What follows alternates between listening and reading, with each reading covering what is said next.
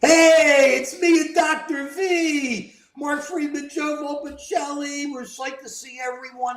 Please remember, it's an opinion. We're an opinion show. We go both ways. Right. Joe sometimes, sorry. Joe and I will go at it, but we know each other for 54 years now. God, Joe. And we're just psyched that we talk about all this. And if you look at our thumbnail, it tells you what's going on and where we stand. And you just got to keep banging on this. And you can't stop. You can't walk away. We've got a real economic problem in this country, which is only getting worse. And we've been talking about it. Remember we talked about it last week? I put everybody into all of our shows, in March and May 7th and May 11th and September 17th, talking stagflation, all this. It's getting worse. And now that there's the Ministry of Truth, which is run by the man who knows truth all above all, since affordability isn't an issue, President Trump, you don't even get the real on what's going on. But I don't know if you noticed, about 3 weeks ago, I gave a whole list of everybody who was being laid off. Remember, the Challenger came out and said it's going to be over 1 million. Those are intentions, but still it's going to be a chunk, because when people start getting laid off, they just love it. It's momentum. It just starts running with it. Verizon announced this the other day, another 15,000. So we just have people who are going to be getting sliced off the employment, put onto the employment rolls, to be forced to either find a new job, which isn't there because all these people are losing their jobs, Joe, or hope they can get SNAP benefits, or hope they can get into a bread line, or they call it, food line, but it's a bread line. It's no different than what it was in the Depression. Luckily, it's not as bad, don't get me wrong, but it's getting in line for food because you can't get a job. That's what happened then. And I'm talking about the incredible problems in the Midwest with the farms. You just couldn't get a job. Banks shut down. We haven't had it like that. But you have food lines. Think about it. Our banks are open. Everybody is kind of doing okay, basically. But we have food lines. How can we have food lines in 2025, Joe, when we got banks open, we have stock market going, we got bonds going, we have all this going? We're throwing out Americans. We're imprisoning Americans. We're doing all this for no reason except to just try to keep immigration under control. And yet we're having issues. Joe, let me ask you this. Affordability. Everything the president said, it's a hoax. It's a hoax. It's a hoax. Affordable is a hoax. If affordability is a hoax, why did he cut and make exemptions for the tariffs, the taxes for all these food stuff, these food items the other day? Now, he said that tariffs and taxes don't make inflation go up. They don't make it harder to live. It brings money into America. It doesn't send money out. Yet now it's like he's taking his idea and throwing it out the door because he's sitting there going, hey, I'm going to cut the taxes. I'm going to cut the tariffs and make it more affordable for people. That I said it was a hoax about people even having affordability problems. Just craziness. It's hypocrisy. It's more than hypocrisy. It's a circle. I don't see how people don't see this. Even Marjorie Taylor Greene sees her way out of this. Because how can you miss it? If you're saying the tariffs bring money in, but then you're saying everything's okay, but then you're cutting the tariffs because you want to make things better. In other words, you made things worse. You took Humpty Dumpty, you threw him down. It's over. The egg shattered. And now we're sitting there. He's trying to put glue on it and put it back together. And it doesn't work. Because with the tariffs, you still have 15% on like the canister they'll charge, right? Or they'll charge for whatever the shipping is. They find ways to tariff everything and tax it. And how are we suddenly going to see our new savings? And this is the worst part, Joe. I don't know if you saw this. You know about the SNAP benefits. We all know the food stamps. Did you see where the president said that everybody now has to reapply for SNAP benefits? Now, think about that. When do you think you're going to get your benefits? If you've had your benefits cut off, it's not your fault. Now the Republicans are yelling, fraud, fraud. These guys who have so much money, who have making sure that in the big, beautiful bill that their multi-billionaire people got all their cash. These people who are dependent on SNAP, food stamps to help feed their children. This is everywhere in America. This isn't red or blue. This is American kids, American people. And now the president says, well, really, it's the Brooke, whatever her name is, the Secretary of Agriculture, says this is what the rule is. You now have to reapply. Think about it. They're not going to get the money. So now you have all these people who have had to take their money and not pay their Visa card, maybe not pay their rent, maybe not pay some other thing, their car payments, and got food because they had to use that money on food. And now you're saying to them, well, you want some SNAP money? Come on in late. Come on in, fill out some forms, and we'll get it to you when we get it to you. Yet the super wealth in America, the people who don't have to worry about losing their jobs, are getting all the benefits and putting it in their pockets. And you don't hear any of them in this country. It's a great country, but where it's rich and medium and poor down here, where these people up here are going, why don't we help look out for other Americans? How can we make them starve? How can we make them hungry? How can we not let them eat? It's beyond a moral thing. These are Americans. This is horrible. Joe, fraud. They always say fraud, the Republicans. Do you think that Brooke, whatever her name is, the Secretary of Agriculture, is having any problem putting food on her table while we pay her, Joe? I think she's getting her, 200 some odd thousand she's making. I don't see her putting it back when these people and their kids aren't going to be able to eat, or at least eat half of what they ate before. I'm throwing it to you, Joe. It's just crazy. What do you say? I'm all in favor of feeding people. I guess a concern is that of the 42 million people who receive SNAP benefits, some percent of them don't need to be on SNAP. And the question is, what percent is that? Is that 50%, 2%? And I think we don't have the data to know what the facts are. And so the logic behind what they're doing is, by having people register again, is that we can see if there's a lot of fraud or not. Now, I suspect it's not really an attempt to try to find out what the fraud is. I suspect it's more of an attempt to try and put up barriers so people don't get their SNAP benefits. But I think it's a legitimate, reason to think that maybe we need to make sure that SNAP benefits are going to the right people. Okay, Joe, I'm with that. But let's talk reality, and let's talk pie in the sky, okay? Mm-hmm. These people, reality, have not gotten their SNAP benefits for a month, at least a month. I don't know how long it's been. I think it's been a month. And now it appears they're not going to get their SNAP benefits for months until they reapply. This is reality, which means today, all of their other creditors that they have to pay, they're not going to be able to pay. And those creditors then don't get their money, and they have employees. And at the same time, if you have a problem, this is the same thing with the insurance, the health insurance. If you got a problem with SNAP, fine. Let these people have the food now, put the money out there, and say, we are going to come up, we in the Congress are going to come up with a solution in 6 or 8 months. So then you can stage it in. Those who are defrauding won't be able to stage in and go. But what you're doing is you're just slicing off an arm. You're saying it's the economy. Oh, I'm going to slice off an arm, and these people just are going to have trouble eating because there may be some fraud that I can't quantify today.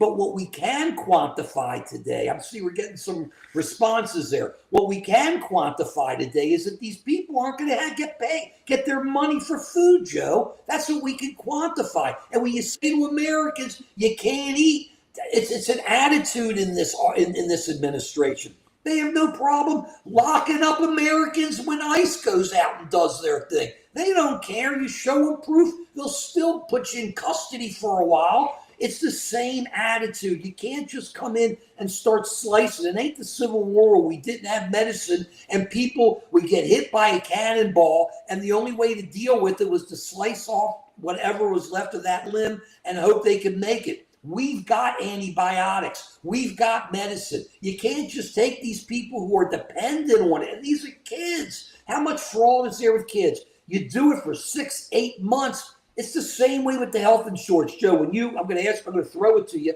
But to me, it's two of the same issue. So when you're thinking about it, I'd like you to kind of maybe talk about it two as the same issue. Because when the ACA comes up in January, the Republicans' position is we're not going to agree to it. We just want to take care of all the fraud or make it this or make it that or give people money so they can all throw it away and not pay their health insurance. It's the same situation. You can't just cut people off.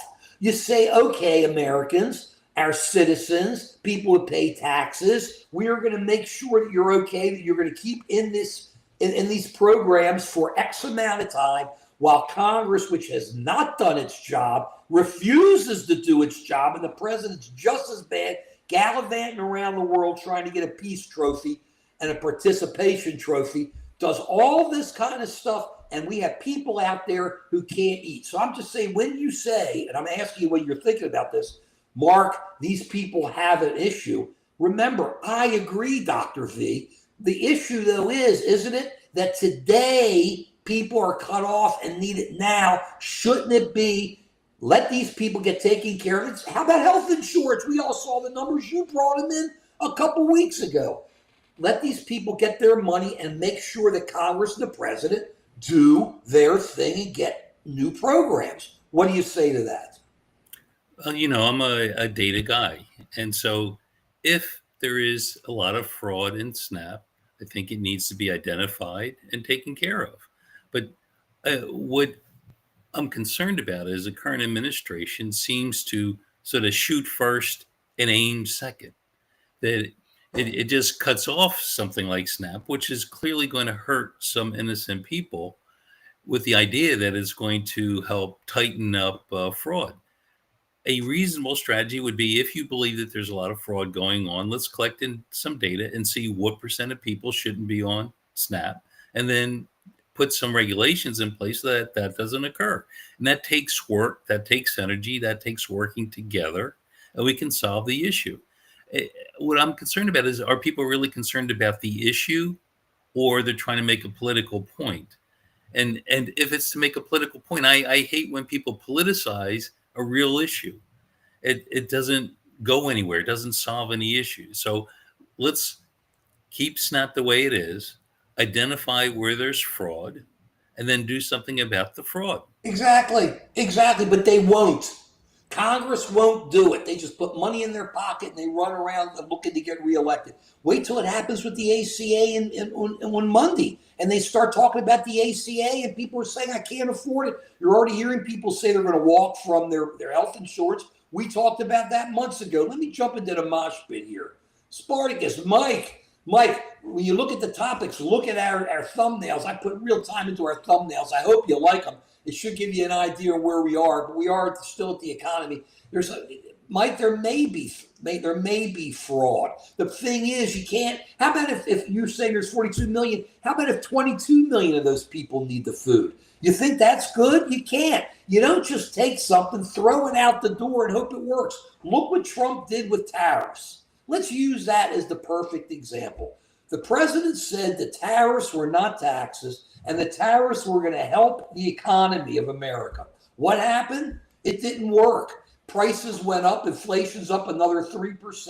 You go to the grocery store, the prices are through the roof. The elections told you that everybody was upset. We're getting layoffs everywhere. And now suddenly the president, who says the tariffs and taxes are good, is cutting back on tariffs and taxes because he knows it wasn't good. You don't just do stuff like that when you're just wrong. You look at how things react. And what he did was he made sure everybody's prices went up. Prices don't come back down, Mike. They only go up. So we had 3% more. It's a compound, and it's just going to keep going. Look, you do it right. I have to assume that the majority of these people needed these SNAP benefits, but you don't just tell them they're off, they're gone. It's not right. You just don't throw people out. I guess there aren't the jobs. I'm sorry. Israel's got nothing to do with America when it comes to this stuff, guys. Well, they didn't come tumbling down. You're right, Spartacus. Mike, 80% are healthy but worthless. I'm happy to hear that. Where the money went to? The money went to people's stomachs so they could get some food. Can we send these soldiers on a fake disability? I don't know. They talk about it, but who knows? You're always going to have some fakes, but the great majority of people are pretty much upfront and honest and not looking to rip anybody off. Sorry, Box. Sorry you feel that way. Milk is incredibly expensive. Get a better job. The jobs aren't there. Jobs aren't there. They're saying AI. We're talking about just had another 15,000 announced for Verizon. You got people coming out of college. They can't get jobs anymore. You got people coming out of business school. Very hard. Very hard. And remember, guys, when you're talking SNAP, talk about insurance. Remember what's going on. You're going to have to pay 50% or maybe even 100% more for your health insurance. Your prices on food have gone up substantially. And now that SNAP money you were getting in isn't coming to you. You got to pay for your car so you can drive to work. You got to pay for your rent, your apartment, so your kids can live in the rent or the apartment, or you can, and have a roof over your head. All these costs go everywhere. People don't sit down and see the wave as it is. It starts going out, and it affects everyone. And then who makes out in the end? That's what really gets me worked up, Joe. It's the wealthy people who make out in the end. It's always them. But we're talking super wealth. How many billionaires are in America? Look, it's great. Right on. I'm a capitalism guy. I believe it. I saw what Russia did. I saw what China did. I saw Mao. I was too young for Stalin. I saw Khrushchev and Brezhnev and all of these guys. I saw what happened. Okay? It doesn't work. It just becomes a power grab, which is what we've got going on right now. So you sit there, you go, we got to sit down and work this out. This is horrible. I mean, look, let me take it a step further. It's not just the economy. This is a cover-up. This is a cover-up economy because do you know what the numbers are? Will you believe the numbers that are going to come out next week? I'm not going to believe those numbers that are coming out for September, I believe. Is it for October? And now the November numbers, nobody knows. It's going to be the September numbers, I think. How can you believe them? How can you believe any numbers coming out of the Ministry of Truth?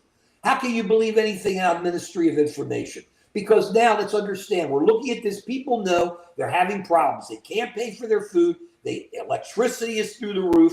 They're having trouble maintaining car payments, at least those on the lower ladder. You have all that going on. But that cover up, because of course that's all hype and it's all jive.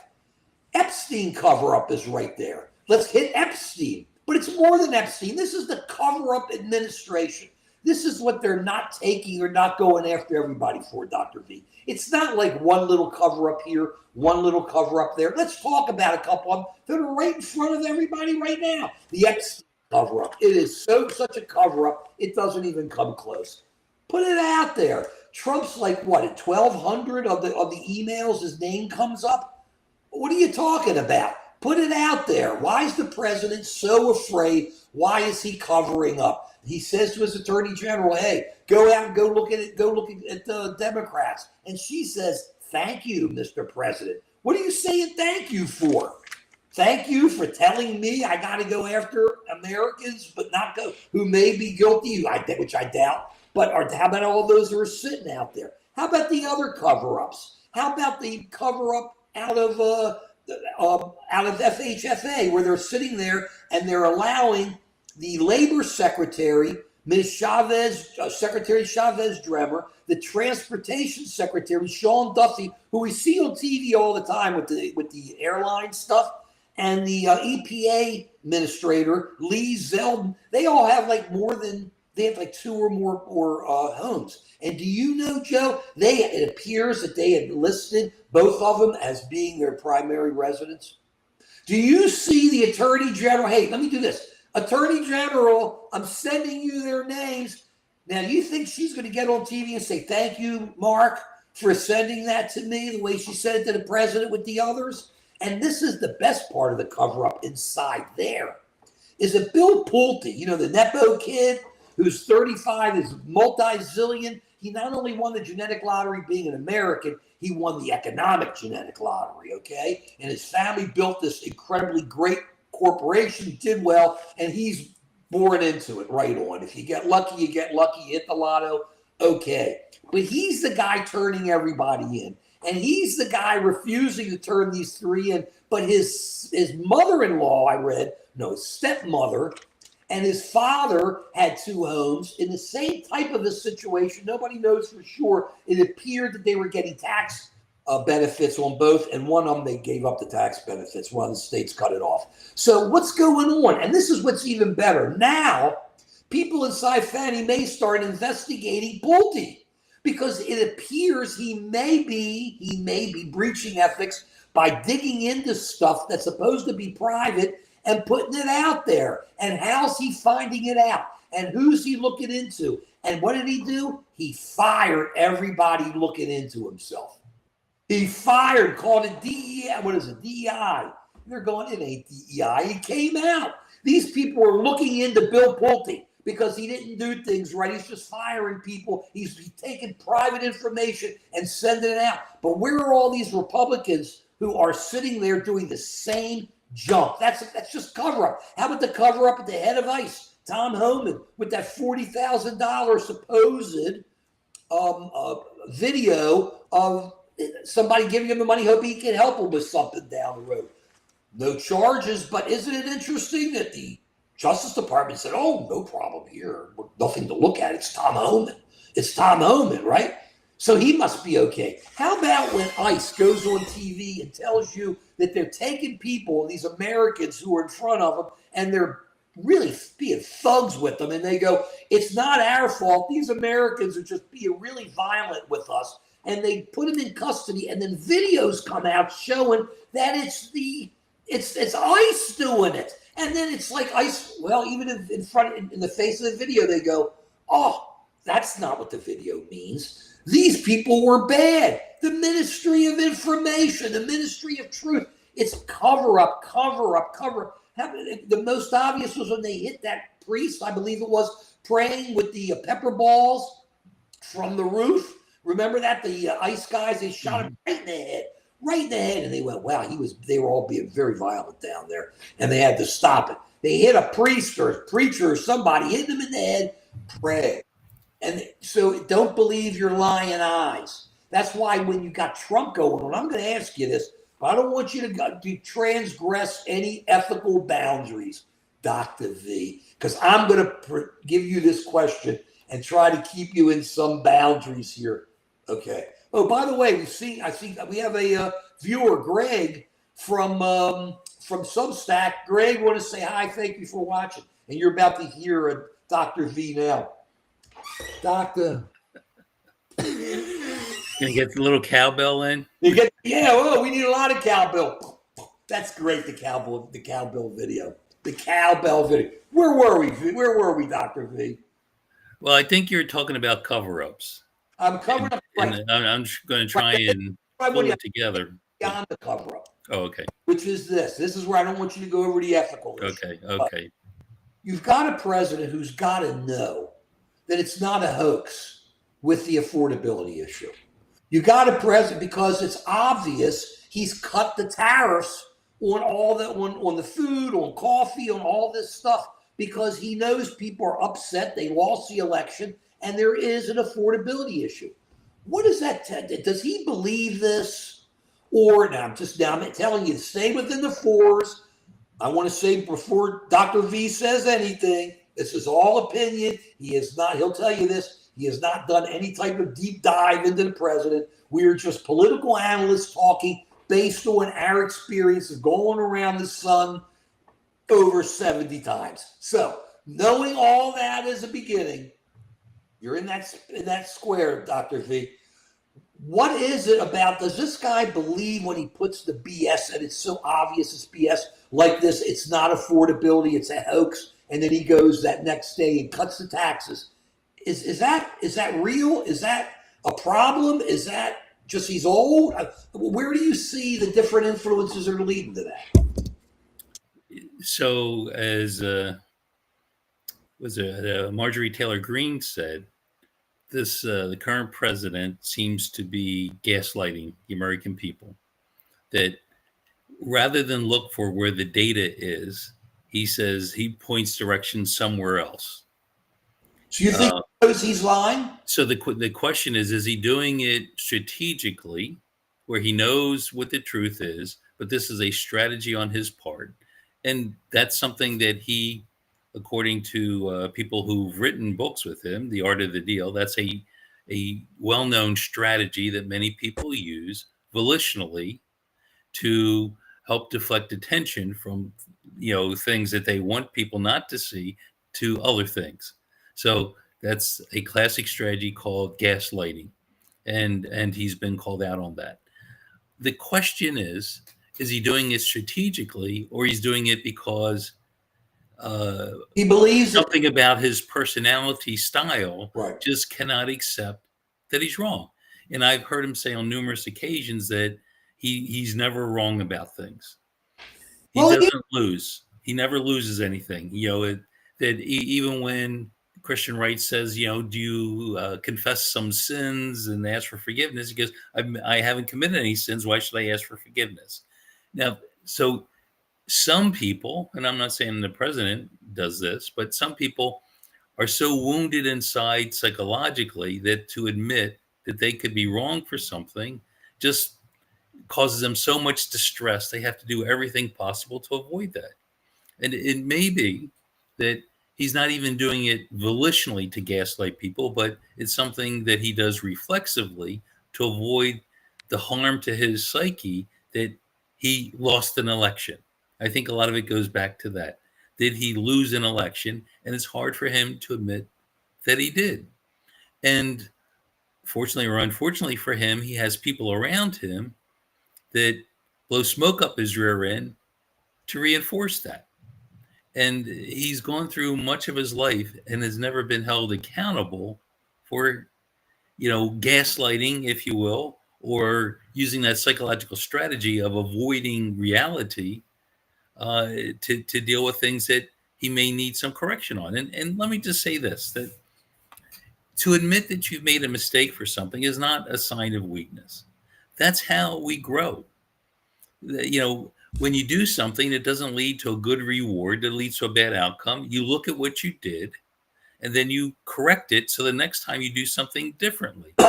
It's evolution. We've talked about the evolution, de-evolution, but evolution is all about learning from mistakes and moving forward. But if you never made mistakes, if you can't acknowledge that you made a mistake, you can't move forward, and that's not sustainable. Now, I say that, but then here we have someone who's made a lot of money. He's president of the United States. He seems to have avoided dealing with any consequences. But what I believe is that he's going to eventually come face to face with reality that says you're not growing, you're not changing, you're not evolving, and you're going to suffer bad consequences. And what I worry about is he going to bring the whole country down as he learns that lesson? I think you're beginning to see cracks even in the MAGA movement that are saying this doesn't make sense anymore. He talked about how when he became president, he was going to do something to lower prices, and prices are not lowered. He talked about how he wanted to increase security for this country, and security is not bombing defenseless boats. That doesn't make us more secure. He talked about how he wanted to solve the border crisis, but solving the border crisis doesn't mean being cruel to human beings. Even the Catholic bishops came out and said this immigration policy, being cruel to other human beings, is not moral. And the Catholic bishops are not a big liberal bastion. They're a very conservative group, and they're saying that this is not right. And so people are beginning to question. And I think Marjorie Taylor Greene is one example of someone who's looking at this and saying, look, you told us when you ran for office that you were going to open the Epstein files. You were going to hold people accountable who hurt innocent young girls, that there was going to be some accountability there. And he seems to be resisting opening up the files.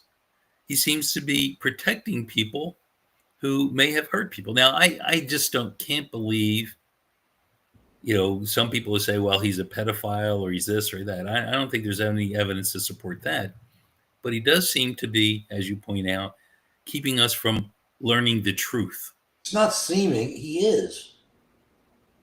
Yeah, it looks like he is. Yeah. I mean, you're the lawyer, you can tell me. I mean, is there some rationale for protecting innocent people and withholding certain information?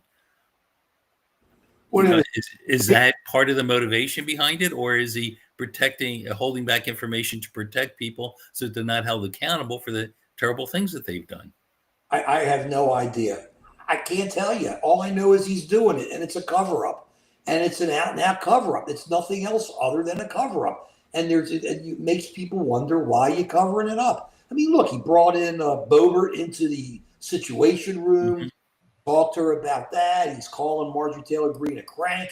They're saying they think, I mean, who knows until next week, that a lot of Republicans may vote in the House floor to try to get the Epstein files out. There's something there that's bothering the president, and it just doesn't look good or smell good. And you got to be upfront about that. But this is their game with everything. Everything is cover up. And most of the time, I think it's because they just go too far and they're covering up things they don't want people to know. They don't know if they're blowing criminals up down there on those boats outside Venezuela. What they know is they're putting the word out that they're going to blow people up and think that they can then make people stop coming out on boats. The problem is most of the stuff's coming in from Mexico, and we got chunks of stuff coming in from Colombia. We don't have it coming in from Venezuela.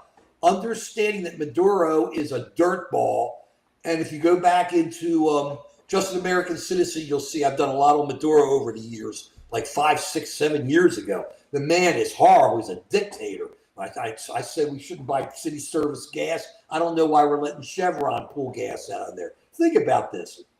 One of the biggest corporations we're letting have license to pull gas out of Venezuela and sell that gas. But we're talking about bombing Venezuela. We're killing all these boats off the shore of it, cruising around.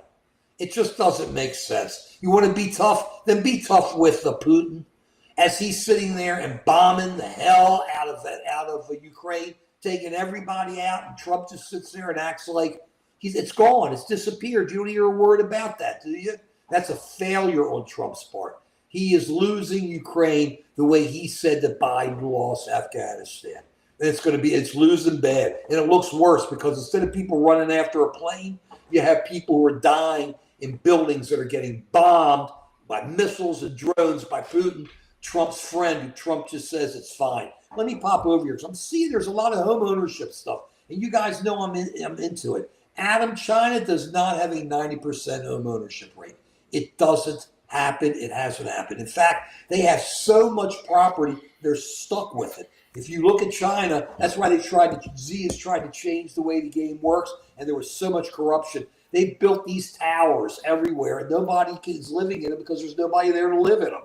So they're stuck with all these towers, and most of these people have mortgages on these towers, and they can't pay them because their jobs aren't paying them that well. So they have issues in China right now. And what he does, just the way Putin's even worse, is they try to get people to look at the militaristic approach and say we're tough, we're nationalistic and militaristic, instead of saying we want to worry about the people. But how? So Mark, yeah, what do you think home ownership is in China? Nobody really knows. You don't know any of the real stuff. Oh, okay. But question mark. But you have a lot of these. You see, in Beijing, it's great. In Sichuan, maybe it's okay. In Shanghai, it's good. In Hong Kong, it's good.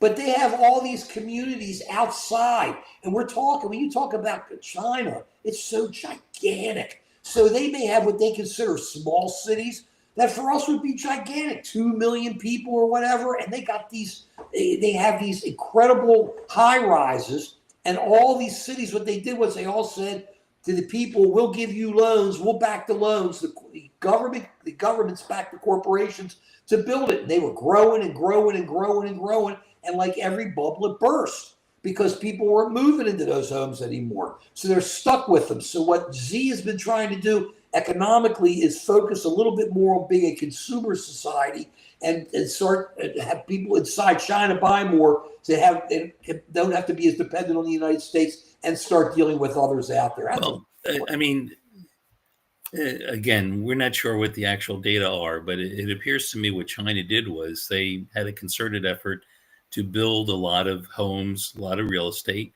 To some extent, they may have overbuilt, To some extent, it killed the economy, Joe. which reduced the cost of the homes. And so a lot of people could afford the homes. Nope. I love you. That's not what happened. They've had these big land corporations have massive bankruptcies, and they are only allowing like one to have a bankruptcy at a time. And what happens is all the cities have major cash involved in it with their credit. And a lot of the people who ran those have all been put in jail. They've all disappeared. It's the secret judiciary. I don't want to get too deep into it in China because most people don't care. But these people get disappeared and it all happens. No, it got horrible. Their housing is, I mean, I'm talking overbuilt by like 1 million. I mean, there's just so much.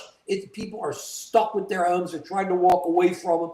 These extra homes, and they can't do it. It's just not good. And there aren't that many jobs. But let me... Yeah, I don't know if I disagree with what Adam is saying, that I think home ownership is very high in China, and I think it's related to cheap homes and sort of cultural values that people need to own a home. I think in the United States, one of the statistics that I've seen that's really concerning is over the past 40 years, the median age of people buying their first home has gone from the 20s up to 40. And listen to this, the median age of someone buying a home now is 59. It's 40. It's 40. 40 for the first home. Right. For any home, it's 59. I love you. What's your definition of a home? Because they don't get them in China. You know, I love people sit here and talk. Wow, they got homes in China. You think they got 3 bathrooms? You think they got air conditioning? You think they got great heating? You think they got cable that you can watch whatever you want? Except in China, you have to go green on your social. If you're not green on your phone, you can't go and look at stuff. What else do they have? You can get a little car. They got nothing. Those homes are nothing. This is America, man. People here, you're talking a home. We are living in hallucinations in America. It is so great in this country. We don't realize how great. When we talk about Chinese homes, Joe, go to China and tell me what the home looks like compared to here. They got hovels in villages where old people have lived for generations, and those people still live there, and the kids can't afford to take care of them, or they can't afford to take care of the kids. They don't have enough males there. They can't get married. The women can't get married. China's got so many issues. They don't have housing. Housing is America. It's unique here. It's great. It's unique because after the war, we encouraged Americans to get homes and had the VA bill, and people went out and got them and got 30-year mortgage. That's what happens. You can't say homes in China. It's like you walk into an apartment. Homes in China? What? Joe, you live in a home. I live in a home. 15 Chinese families could live in our 2 homes together, okay? That's the size of it. It's that you can't compare. We live in opulence. We live in castles. And even the smallest American homes are bigger than most of the Chinese homes. I'll tell you, here's my concern, Mark. And you're right. We live in very nice homes. Woo, don't we? But younger people have it much harder than our generation did in terms of buying their first home. Look, I'll take that and go with it. But we're talking one issue here. You're talking China. Don't compare it to China. You want to say compared to us? You are so right. Okay, so with that. I'm just saying. Go ahead. I'm just saying that it's a good aspirational goal for us to get to a point where most people who want to can own their own homes. Correct. And in the United States right now in 2025, that's incredibly difficult, particularly for young people. That's right. And that's an issue. That's a real issue that I think, again, we could work together to resolve. And the question is, how do we resolve that? Probably not 50-year mortgages. Probably increase the options of more homes for people to buy. That's basically capitalism. If there's more inventory, it can help drive the price down. Probably increasing the national debt is not a good strategy because that helps drive up interest rates that makes it more difficult to own a home. So, I mean, it's worth a real discussion to talk about that issue. I agree, but when you have to look at it this way, you can't look at homes. And now, if you're talking American homes, I'm just saying China. Forget China. You can't just look. They always throw numbers at you. You have to look at regions. You can't compare New York to Atlanta, Yeah. where it's so much. Where I'm sure Atlanta's very expensive, but it ain't New York, right? So, and it's even harder. So you have to look, where are you going to find housing? What are you going to do? And what decisions are you going to make? Right now, there's plenty of inventory. There's plenty of inventory, Joe. The problem is that it costs so much to not only buy it because the price is so high, but you got to repair. You got insurance, which is through the roof. In Florida, places like that, they talk about how great the taxes are, but insurance costs are incredible in places like Florida. So you don't just buy a house and the costs are through the roof. And on top of that, you now have unemployment going up. So if you have unemployment going up and people don't have the income to come in to take care of the house, I'm so with you. So it's really an overall circular thing, because they're also, as we talk about, looking to sell stock in Fannie Mae and Freddie Mac. They're going to kill it. They're just, I don't mean kill it in a good way. They're going to kill, as it is now, housing and stuff. There are certain things you're going to have to just ensure. Interest rates have to come down substantially. That'll happen next year. And then because you're going to have a new Fed. And at the same time, I think they're going to have more foreclosures.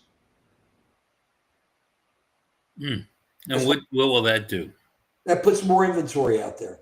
Okay. Well, that's as horrible as that is. That's crappy. I've been workouts, but there are so many workouts going on. People can stay in their homes 2, 3, 4 years. Now, this is some of the people in our Mosh Pit who say, well, people should have, be required to do certain things. Well, I can't disagree with you. I think that there should be workouts to try to keep people in their homes as long as they can, as long as it's really feasible. But the problem is it's gone so far, it's too long, Joe. In so many of these, it could go 2, 3 years where you're really still behind on your payments, and you have 2 payments, because you've got your repay of what you're behind, plus your payments. And you're finding that people are just falling behind. I got to figure FHA, all these guys are, and they are just underwater.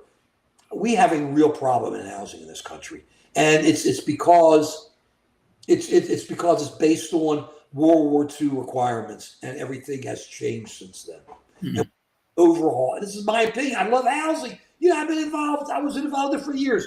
It needs a major overhaul. It's not just dropping interest rates or this, because so much of it's also dependent on the economy. And if people are losing their jobs, and who else announces another 15,000 cut, what are we going to do then, Joe? It's not. Tim J, you guys, I'm not blaming the market. The market is the market. You have to deal with the market. But what's happening here isn't the market. It's a president and a Congress that runs with everything the president wants, where the president puts tariffs on willy-nilly whenever he feels like it on anybody and everybody, and nobody can get ready and prepared, and the economy and the market can't respond efficiently, and that's what the problem is. So I'm not blaming the market. The market's great. Arctic didn't listen to what I said. Free houses for everyone. Did I say that, Joe? No, the market is great, but it's how you deal with the market. And it's what market only responds to what the politicians are doing. And to me, we're still paying these dudes, Joe. What are they doing? Are they doing anything in Washington? Are they doing anything? I mean, they're talking about Epstein. What else are they doing? Have they passed any laws or anything? I don't know any. Do you know any? Not that I know of, no. Oh, no, I don't know any. What are they doing? Extra toilet paper for themselves or something? I mean, what are they doing? Extra suntan lotion? I mean, what are they doing with that money we pay them? What are they doing? Remember, the Constitution says we got to pay them, but it's only if we're getting something in return. Where I come from, that's called capitalism. We're not getting services. And the Constitution says we've got to pay them for their services. You think they're giving us any services? They ain't giving us any services. Our representatives stick. They absolutely, that includes Trump. He's our So representative. who hired these people? We did. Well, we must not be very good at hiring people We're then. not. We are not. And I'm So not. who's to blame? We are. There you go. There you go. We are to blame. Either people who don't vote or people who voted are now going, whoops, I'm not so sure. Well, we saw a response last Tuesday, so we know something's going on there. Question is where, I'm telling you, now the next thing is going to be, everybody's talking politics and how Democrats got screwed. Look, you're going to have a whole bunch of younger guys, men and women, gender neutral, coming out and they're going to take over the party. It's the way it always works. But the ACA is going to smash the Republicans. I said that I remember you and I both said that we thought the government shutdown hurt the Republicans. The ACA is going to smash the Republicans because you're going to hear about hospitals shutting down and everything. I mean, you've talked about gaslighting, where the Ministry of Truth makes up facts, but there's certain areas that they're just not going to be able to cover up. And one is when you go to the supermarket and you buy groceries, you know how much it costs. And the current administration can say, no, prices of food is down, but you know how much you pay for groceries. And the second area, I think that you're absolutely right, is when people get their bill for their health insurance, they're going to see how incredibly expensive it is. And a lot of people are going to decide not to sign on. And here's the problem, that if younger people who are healthy don't sign on, then the people who get health insurance, their premiums are going to go up substantially more. And the beautiful thing about the Affordable Care Act was that it got everyone to participate in the pool, which lowers the prices for everyone. And the people who, God forbid, have illnesses, get sick, they don't have to pay a disproportionate amount. And that's how insurance works. And that's called citizenship. It's called insurance. It's when we all put our resources together, it reduces the cost, particularly for the people who unfortunately wind up getting sick. And that's, we believe, is a good way to run a country. And we'll be losing that. And then people are going to have to decide, who they're going to put in charge to manage the government. We're the people who pick the bosses, who pick the Congress. We're the boss. They work for us. And if we're going to put people in power who just look out for their own self-interest, then we're going to be frustrated with the kind of government that we get. I agree. I want to throw a quickie out here. Sure. Mike Bivens said there was a lot of election anomalies in the 2020 election. No, there wasn't. Trump won. See, I mean, it gets me angry when people just throw crap out there without any data to support it. If you're going to make an outrageous claim, give us outrageous data to back it up. No data. It's all jive. So please, let's try and keep it to facts and what happens, as much as we can. Right. January 6th, it was all there, and all the people who testified were all Republicans. And Trump sat there and he let it happen. Just like he has no trouble sending people into Charlottesville or Chicago or anywhere else. He should have had no problem calling the National Guard or D.C., the National Guard to protect the Capitol.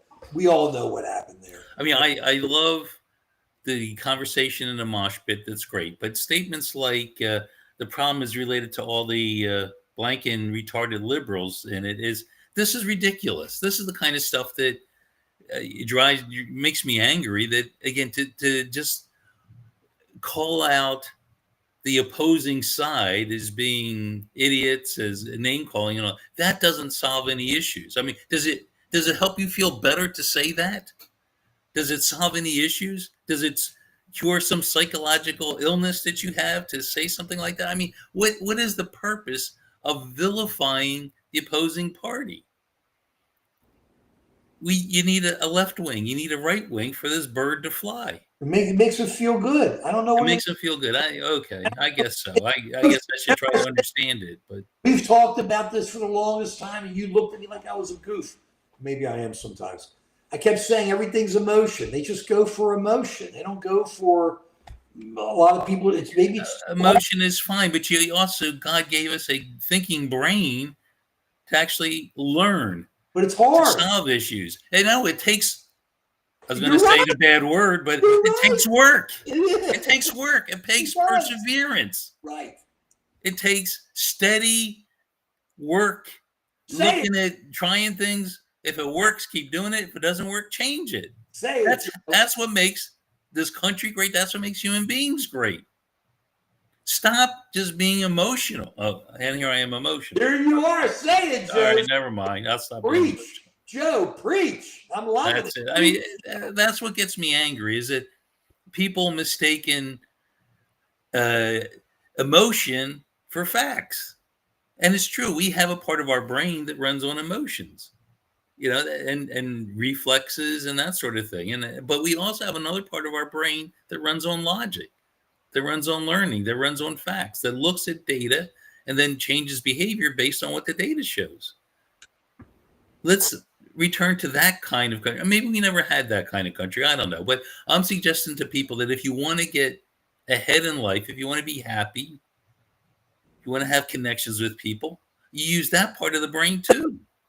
I'm not saying completely ignore the passionate part, but the passionate part needs to be tempered by the logical part that looks at facts, doesn't just call out your opponent as being idiots. Yeah, like this. Dragons writes in here, Joe. They just tried to release the files in the Senate. All the Democrats voted not to release the files.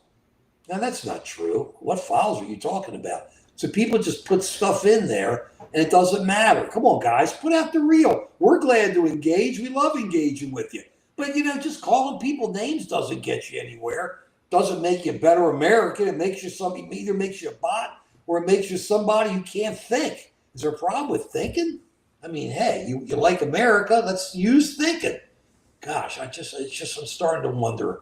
But I love it. It's just, why would Trump be doing this? Because he's got something to hide. Whatever's going on here, it's just not good. If you want, we can speculate and have fun with it. Is he hiding that he did something bad? I don't want to get into any of that. All we know is his name is all over it. And this is what I do love, though. You ready for this? They keep saying, why we look into it. Joe, have you heard anything about Joe Biden's name being in there, in the Epstein files? I have not. Listen, right, with hundreds of hours or thousands of hours or videos and tapes and all these emails, have you heard one thing about Joe Biden in there? No. Let me tell you. How about Barack Obama? Have you heard anything about Barack Obama in the Epstein files?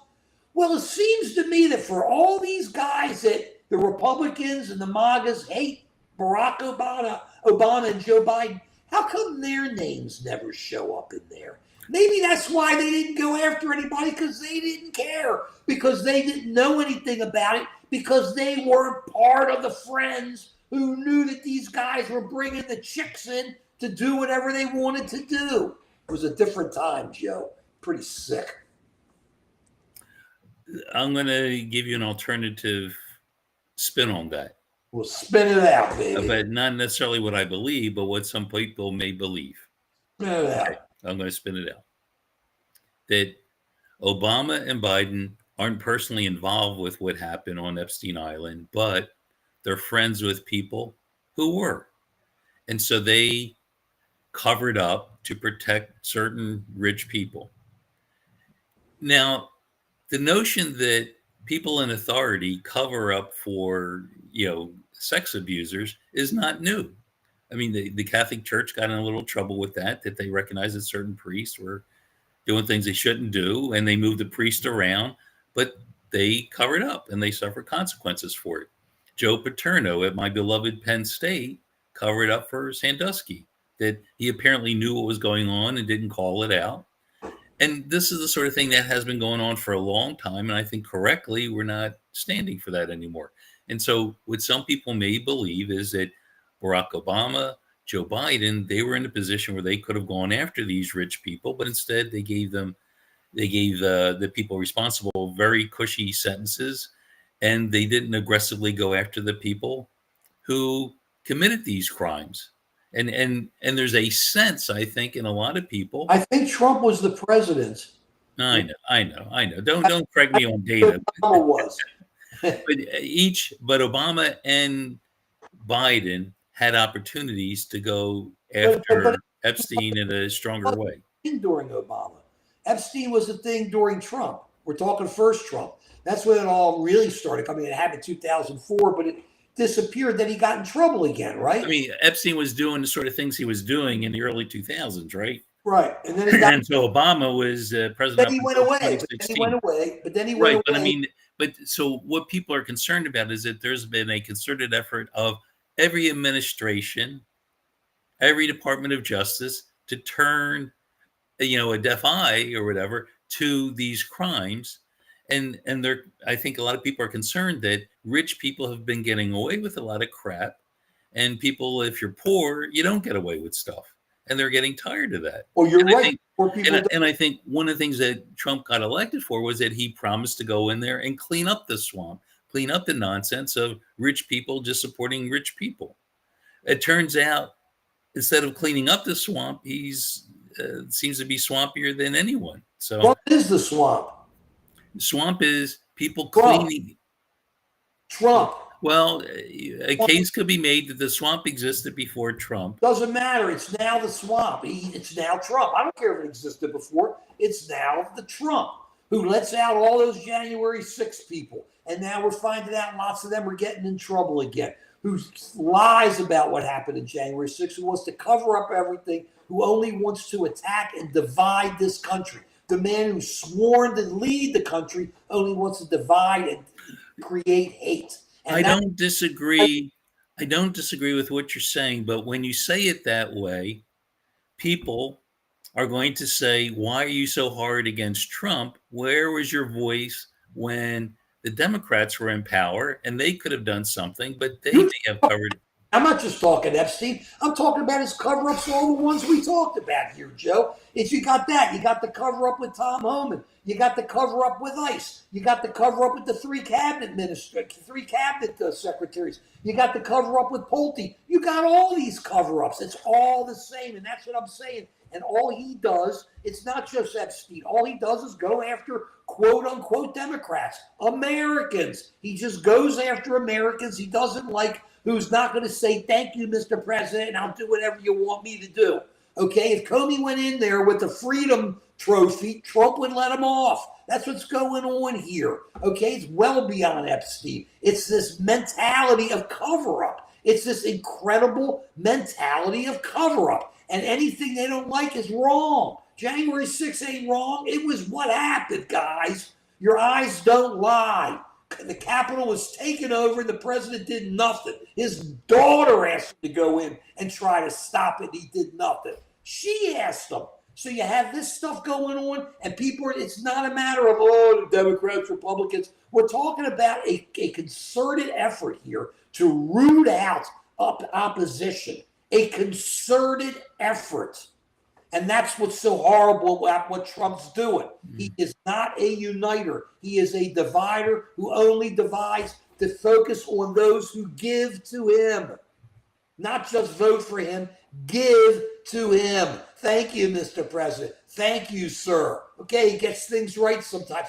So when you're saying about what I'm saying, I want you to know the background. It isn't just Epstein. Epstein is just another symptom of this incredible cover-up that this administration does. 3 cabinet secretaries that may be involved in mortgage fraud, and they do nothing about it. The head of FHFA, maybe ethical problems with this mortgage fraud stuff. They fire everybody who's looking into it. Tom Homan, maybe, we haven't seen it. There's supposedly a film of him taking 40 grand on a possible bribe. It's all cover-up, Joe. That's the problem. So it isn't just Epstein. That's why people, after a while, people go, my gosh, and Epstein's big because certain people are really hot about it. They're really hot. I mean, yeah, what he did to the women, what were girls then, but what he did to the women were horrible, or the young women. But that's not why people are getting mad. They're getting mad because it's all politics. It's like they'll screw anybody. Man, woman, dog, they'll screw anybody. You think he's going to let the turkey get off?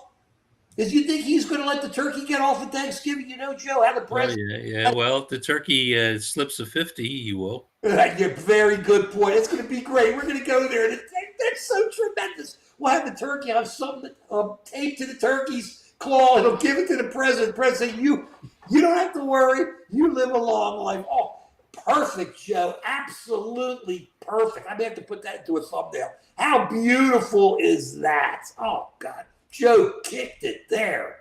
Joe, you kicked it there. Okay. All right. So we got an album. We got that. No, but that was great, Joe. I love that. That's a thumbnail.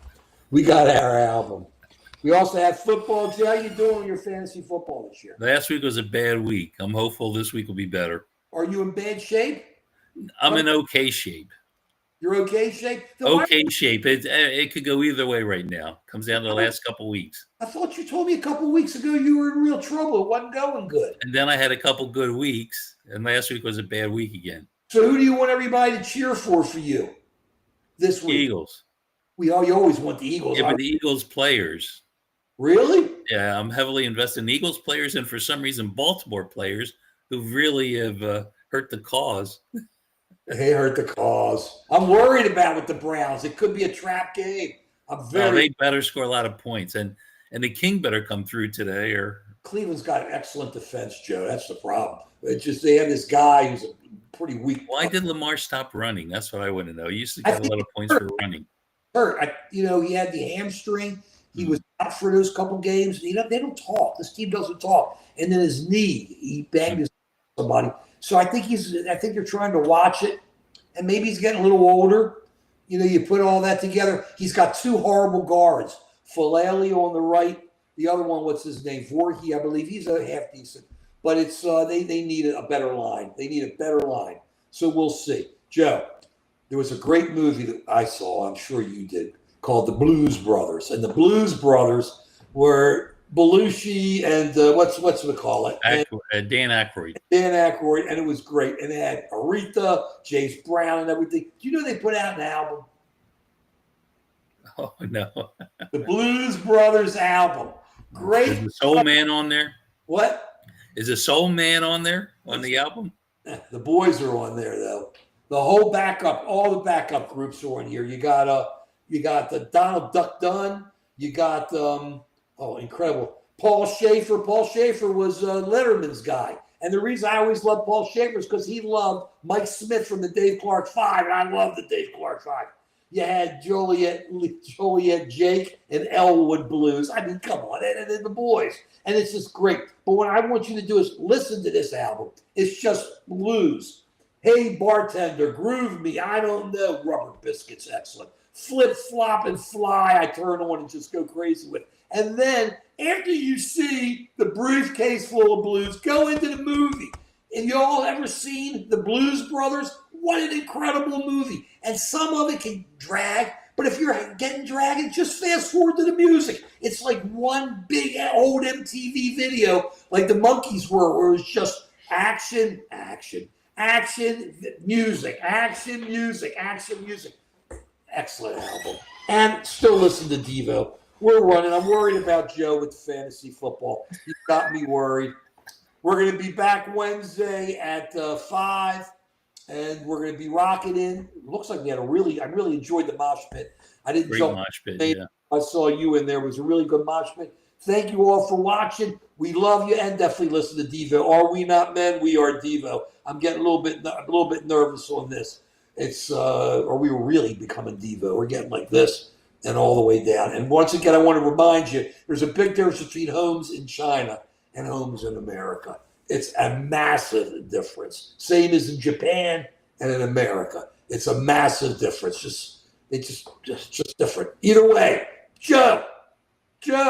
Yeah. Turning into snails with little tails. And if you're square, we ain't there. Right? We're not there. Nope. The king is in the counting house, laughing and stumbling. And that's the way it is. Period. We'll see you Wednesday. Thank you all.